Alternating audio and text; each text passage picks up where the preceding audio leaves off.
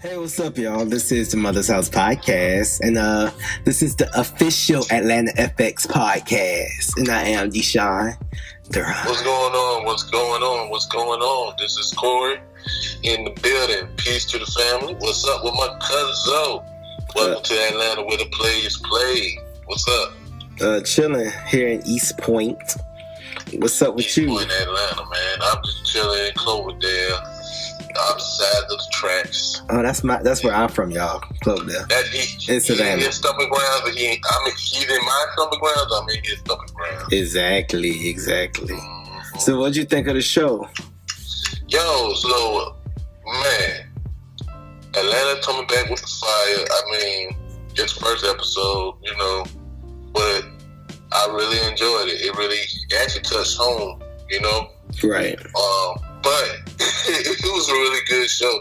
I ain't expect no less. I ain't expect no to slack off since they kept the same writing team. You know what I mean? Right.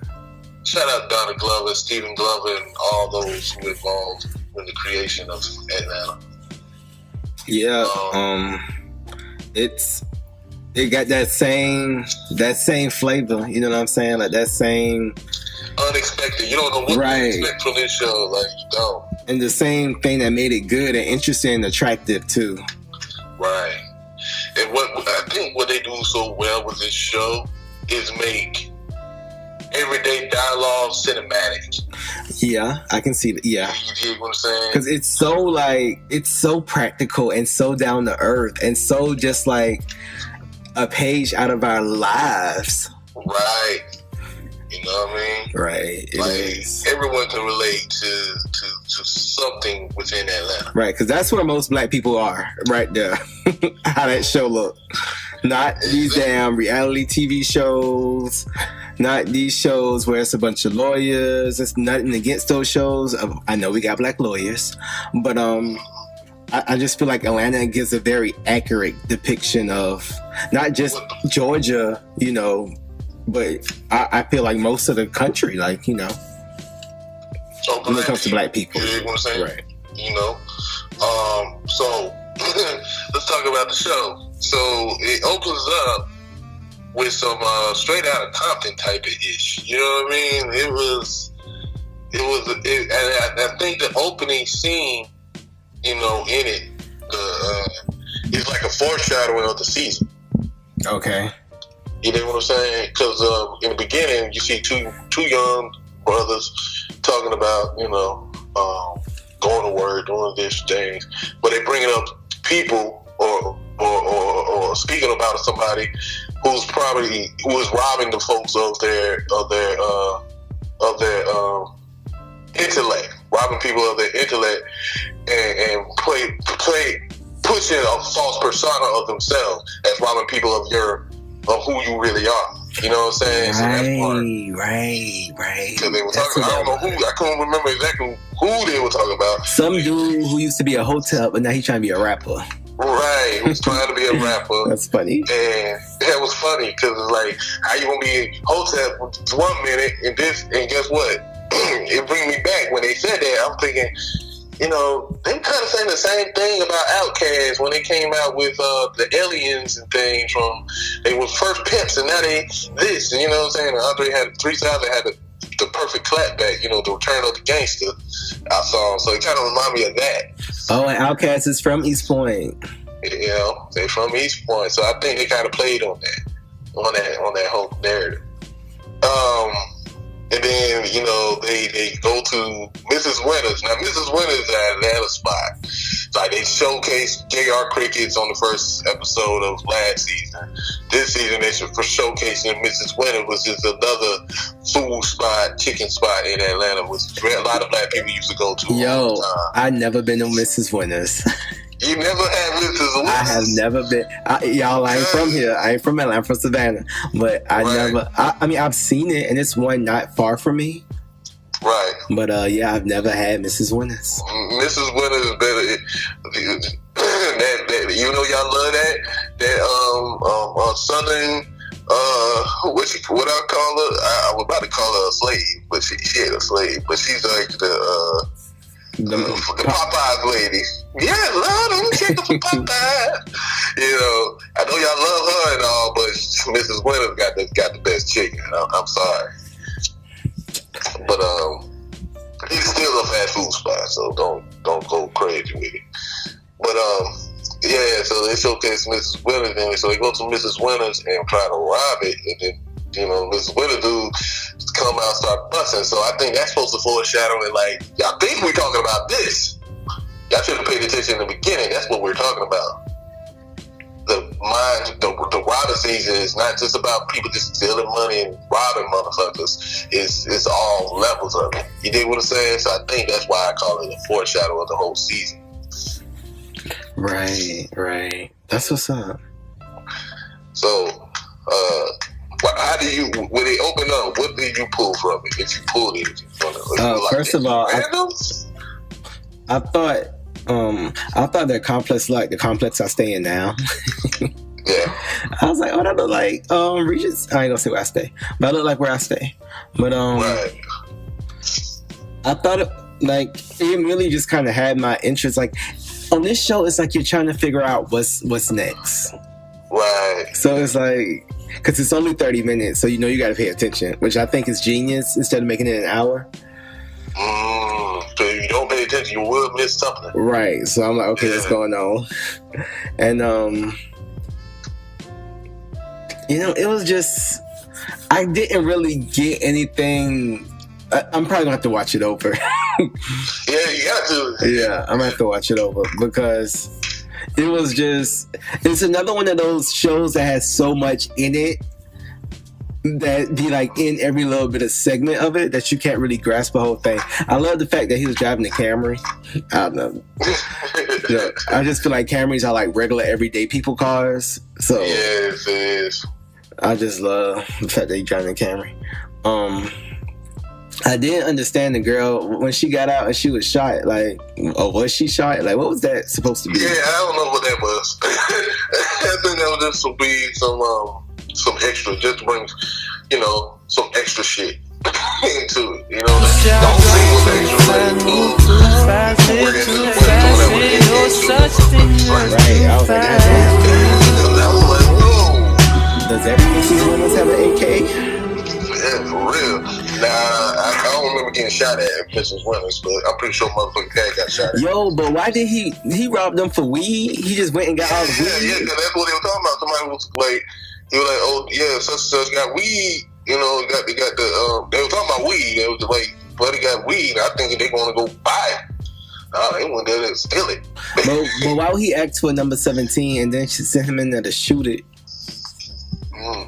Well, I think, the price, I think they went there to buy the weed. They did not go up there to buy the weed, but they went up there, so they were like, when they were asking for the extra stuff, peach cobbler and all this different thing. He was like, the guy replied, that's $50-something.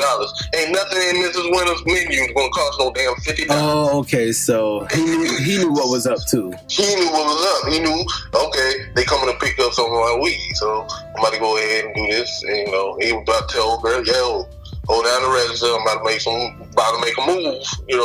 Get this weed off. The next thing you know, buddy coming up trying to rob him, for his weed. Right. I also like how Ern is like, I feel like, and it was kind of like this with the last season, how Ern is just kind of in this place where he's trying to figure out what to do. Right, yeah. And with this one, it's his living situation. I mean, yeah, so we find Ern back into the goddamn storage unit, and they talking about auctioning off his shit. I guess he ain't keeping up with the payments on the storage unit. And then he got probation. I'm like, damn. Ern, what the hell you been doing the past couple of months? That probation part, I love that part because that's exactly what probation is. Exactly. They just take your money. Like, probation is just a way for the system to take your money. That's all it is. They will put you on probation. In the system. Also keep you in the system. Right. Like, if you don't pay, you will go to jail. Right. Straight up. You miss one payment, you go to jail. I know I got to put my homie business out there, but he got caught up just like that. You Right. know what I'm saying? Just because he couldn't keep up with the payments. It's very predatory. Yes. And it's just a way for them to make money. It's very predatory. And I remember when I first heard about probation, I thought you had to like do something crazy to get on probation. No, you can just do any old little thing on probation. I thought probation was like this hard task to come by. Like, you know, I would never go on probation because I would never, I don't know, shoot up a bank or some shit. But no, you fucking do something, miss a court date. You could just not pay a ticket. Right. Right. So yeah, that's just another way for them to get your money. To get your money or lock your ass up so they can make money off of you. Right. You know what I'm saying? So that's a conversation in itself, talking about the probationary system and how it's rigged to target black folks. Mm-hmm. You know what I'm saying? And both poor enfranchised people to keep them locked up. That's how you create more people to go in jail. Like, that's the big business, the probationary system. So I love that they put that in there. That was like really slick how they did that. You're like, yo, that's what's up. But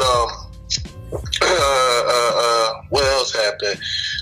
There was right after the probationary scene, you know, they were seeing people like laid out on the street. You know, somebody just got killed, and they were like, what Lakeith Stanfield name? Darius was like, it's robbing season. You know, motherfuckers out here trying to eat. Gotta eat. Everybody gotta eat. And Ern says, but what are we eating? You know what I'm saying? Right. That's saying something. I can't really pinpoint what they really trying to say with that. You know what I'm saying? But he was trying to say something like, what? So everybody trying to eat, but what are we eating? You know what I'm saying? I guess he's saying like, we ingesting like, you know, negative or bad food to keep us to the point where we end up lying dead in the street. You know what I'm saying? We all hungry for the wrong things. Right. And I felt like what I got from it was it's like we killing each other, or we taking advantage of each other for all the wrong reasons. Like, it's never a right reason to do those things, but I mean, if you're gonna, you know, go through hell to get something, it needs to be worth it. Like, we going through hell to get stuff like, you know, fame or likes or, you know, just fickle shit. It's like yeah, exactly, just little shit. And then even with like materialistic shit, you know what I'm saying? Like, we killing each other, robbing from each other, going through all type of shit. Just like for Christmas, because I think it's taking place around Christmas. You know, a lot of the stuff that people rob, quote unquote, for Christmas just be some extra shit. It don't be no real shit. It don't be on no, I'm stealing so I can build a school or do this or that. We don't do shit like that. We don't even think on that frequency right now. You know what I'm saying? It's like we very self-centered culture. You know what I'm saying? So it's all about self and self-gratification right now instead of for the gratification for the future. You know what I'm saying? Mm-hmm. But let's talk about the motherfucking Florida man. The Florida man is real, Shawty. Yo, when he said that, I immediately related, because like, I don't know why Florida is the way it is. Like, it's always some crazy shit happening in Florida. So as soon as he said that, I was like, oh, okay, yeah, that makes sense. Like, immediately I got that. And the fact that we got it immediately, we never really had a conversation about the quote-unquote Florida man, I just thought that was brilliant. I was like, yeah, I already get it. Like, because Florida is some crazy-ass shit. It's always some crazy-ass shit. And,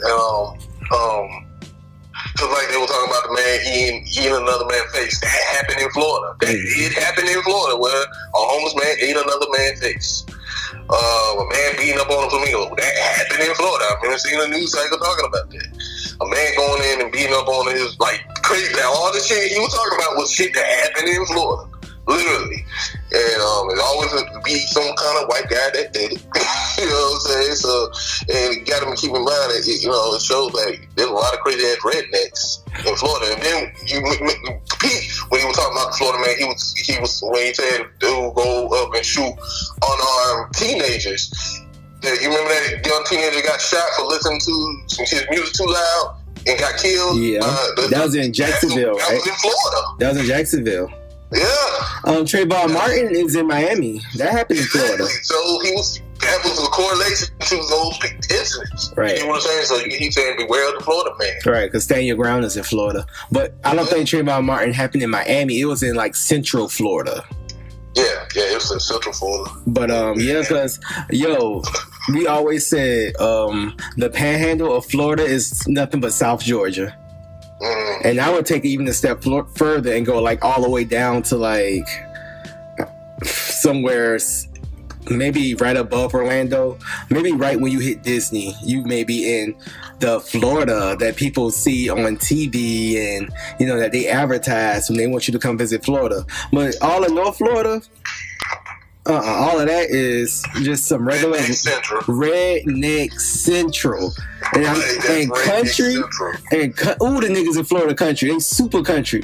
People be acting like Florida is just this, tropical, cool place. And Florida cool, it's real pretty and all that stuff, but it's some real life country ass niggas down there, and it's a bunch of trucker hat wearing, wife beater toting, having redneck ass motherfuckers down there when they cut up jeans and shit. Race car loving ass. Trump supporting ass. Cracker ass. Mayonnaise eating ass. Yellow teeth having ass. White boys out there. Right.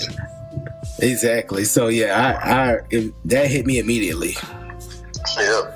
So out here, man, y'all never wear that damn Florida man, because they're not just in fucking Florida. They all over the goddamn country. You know what I mean? Like, right. But my thing with Florida is they be acting like Florida's just, like Disneyland. Like it's Disneyland. Like it's either Disney. It's either Disneyland or South Beach. Either Disneyland, South Beach, or what is it? St. Augustine. Right. Like somewhere pretty and stuff like no. It's a lot of other shit in Florida too. Yeah. You can get caught up real quick in Florida. Right. Fucking around in Florida. So yeah.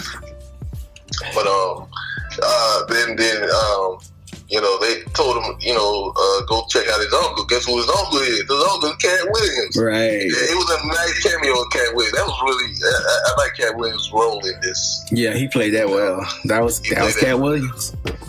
That was see Cat Williams back on the screen doing his thing, and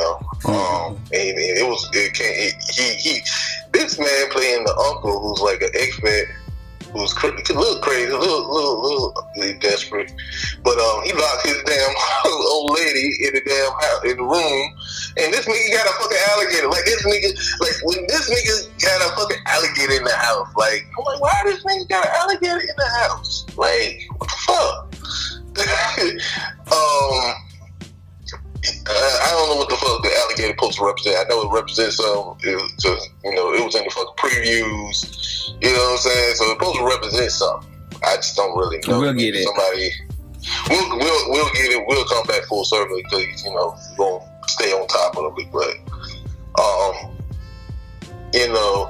but the scene that pulled me from the Cat Williams on there is the conversation him and Ern has with each other. And he was like, the cops coming and trying to get Cat Williams, because the neighbors called the cops on him because, just domestic disturbance. You know how neighbors get.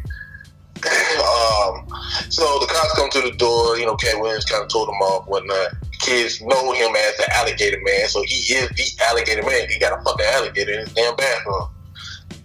So, Ern go talk to his uncle, and he was like, yo, man, what the hell's wrong with you? He was getting agitated because he was getting on his fucking nerves, right?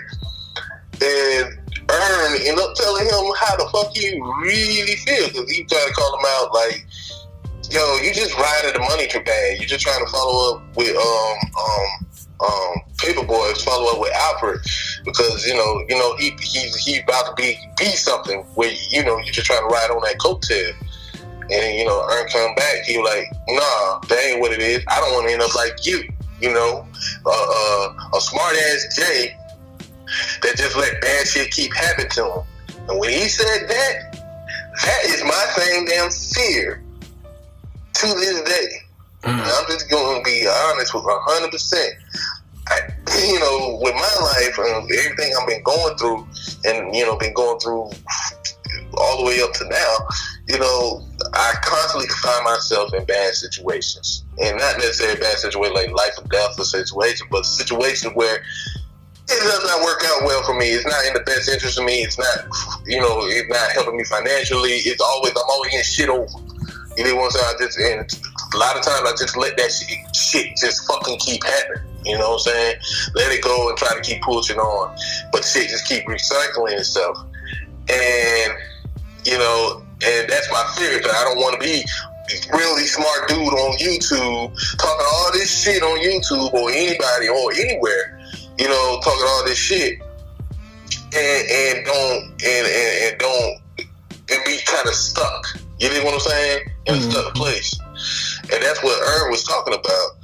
And when his uncle when Cat Williams gave him the solid advice, he told him, you gotta let that chip, you don't want to end up like me. You gotta let that chip off, get that chip off your shoulder.